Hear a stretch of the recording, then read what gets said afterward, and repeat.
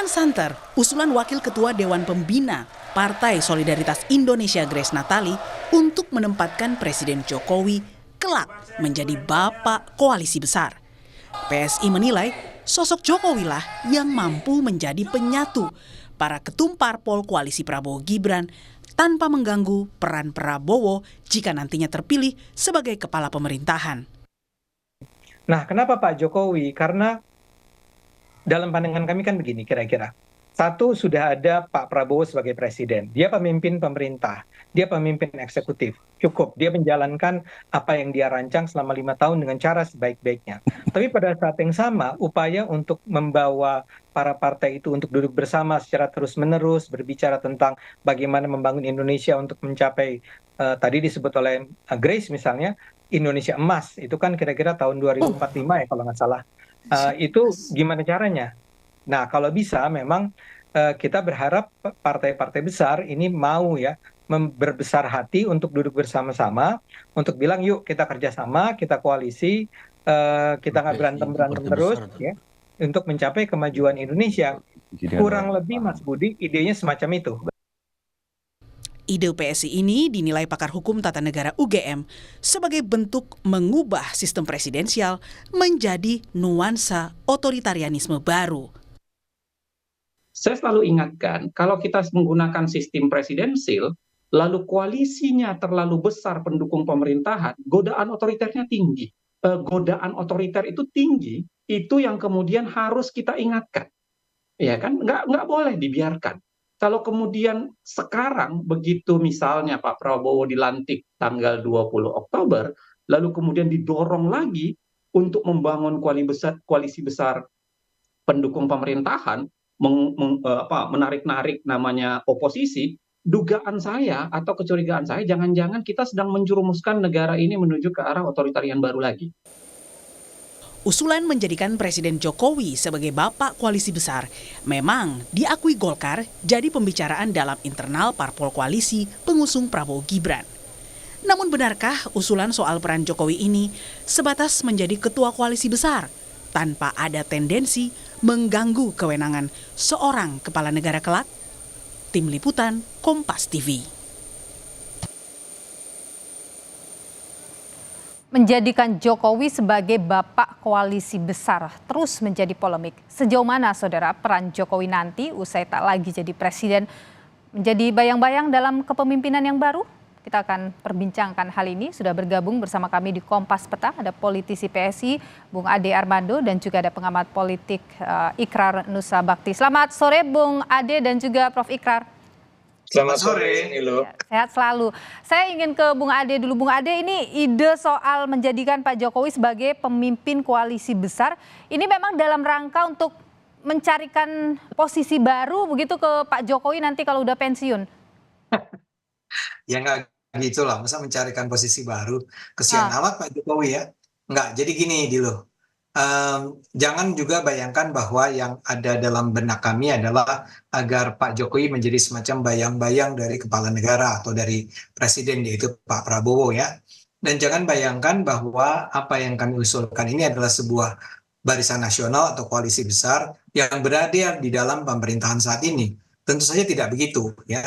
Ini kan persoalannya adalah bahwa pada saat kita sudah sepakati bahwa Pak Prabowo akan menjadi presiden kita ya, walaupun barangkali belum semua pihak bisa menerimanya. Cuma hampir pasti beliau akan menjadi presiden kita bersama.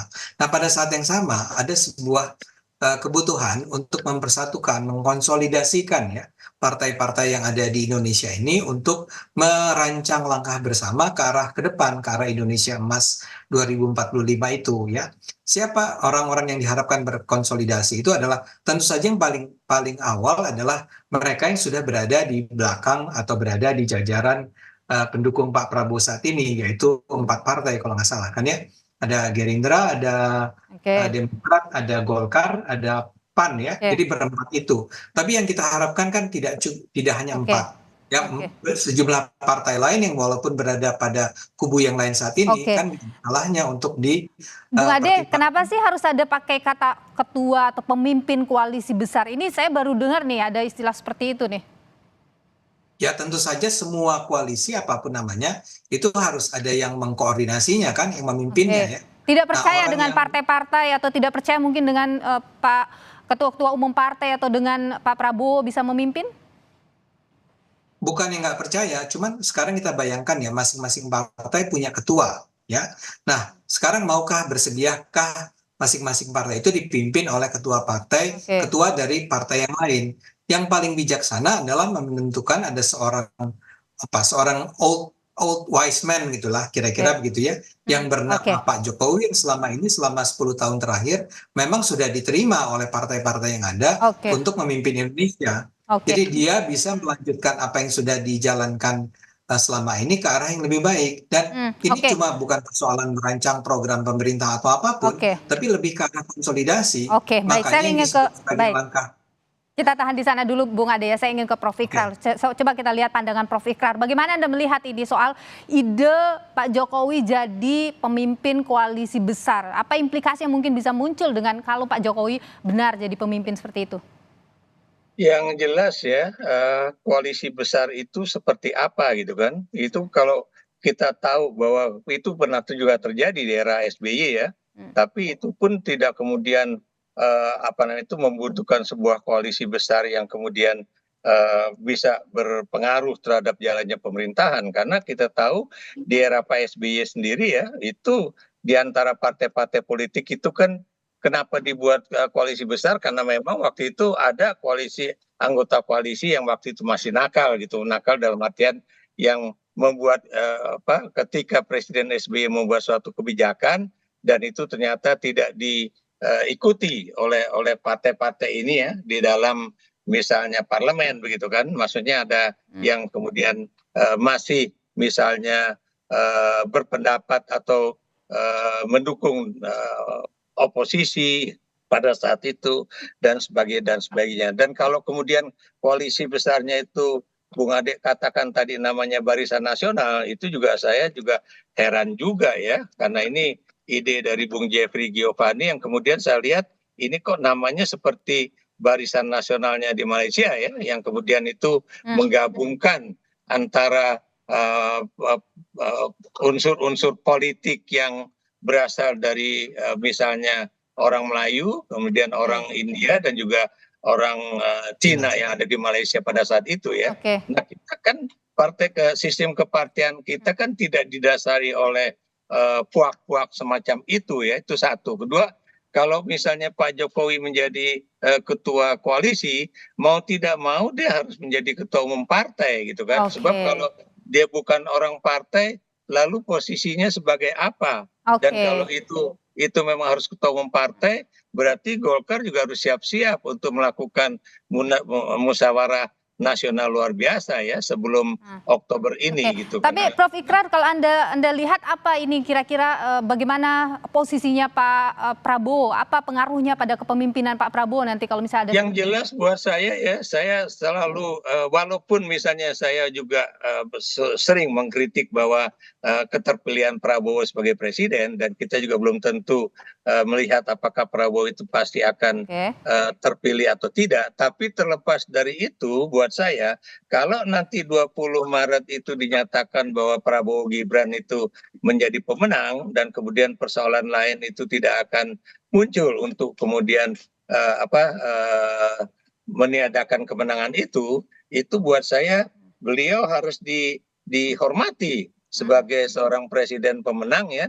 Dan jangan lupa ya, Pak Soeharto aja yang 32 tahun menjadi pemimpin Indonesia, ketika Pak Habibie bertanya misalnya kira-kira kalau ada persoalan ini saya harus berbuat apa, langsung Pak Harto menjawab ya, Anda sekarang presiden, Andalah yang kemudian bisa mengambil kebijakan itu sebaik yang menurut Anda itu terbaik. Saya ke Bung negara, Ade. gitu. Baik, kita tahan di sana dulu Prof Ikrar. Saya ke Bung Ade. Bung Ade, kalau Anda tadi menyatakan ini tidak mencarikan posisi baru untuk Pak Jokowi, tapi atau jangan-jangan ini untuk memberikan posisi tawar atau menguatkan posisi tawar Pak Jokowi di hadapan Pak Prabowo nanti kalau benar terpilih.